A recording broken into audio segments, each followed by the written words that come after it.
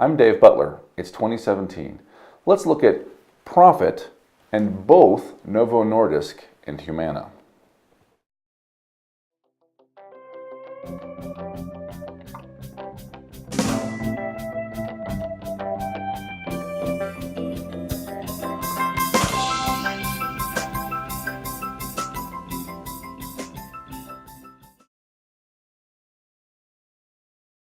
Let's look at Humana's P&L on page 84 of its annual report quickly and highlight a couple of lines of questioning it might lead us down. A key metric unique to payers is benefit ratio. This metric has other names, calculated by dividing benefits by premiums. As payers do, Humana has given us the information we need to be able to do that math. Humana's benefit ratio rose from 84.5% in 2015 to 84.9% in 2016. From a point of view of Humana's profitability, that's a decline because Humana spent nearly half a cent more in benefits per premium dollar in 2016. From the point of view of marketing, a payer showing that trend might point out that it pays back more in benefits than it used to. What does Humana say about that change, if anything? Another key payer metric is operating cost ratio, which is operating costs divided by total revenues.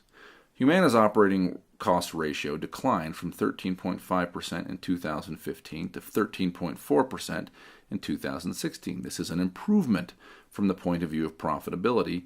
How has Humana accomplished it? Side note here, I am slightly fudging the calculation of operating cost ratio for simplicity of calculation. There is a more accurate formula on page 40 of the annual report, which is total operating costs excluding depreciation and amortization as a percentage of total revenue less investment income. You can do that math yourself. You get basically the same trend, and you get to the same talking point. Hey, second side note. Remember that the two big non-cash costs we came across in our investigation of Humana's cash performance are treated as costs in Humana's profit analysis. Let's look at Novo Nordisk's P&L quickly and run some of the same calculations, comparing 2015 to 2016. Gross margin dropped from 85.0 to 84.6%. What happened here? A shift to lower margin products? Increased production costs? Price drops? Sales and marketing costs went from 26.2% to 25.4%. R&D spend from 12.6% to 13%. And administrative costs from 3.6% to 3.5%. The eye-catching one there is sales and marketing spend, and the decline in administrative costs over the same time frame suggests a strong focus on cost containment, while at the same time not reducing commitment to R&D. What happened in 2016? By the way, because it's not a U.S. company, Novo Nordisk's annual report doesn't have an MD&A section as such.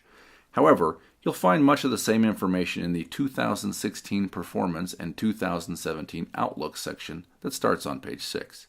You'll find high-level answers to some of the questions we posed on pages 7 and 8.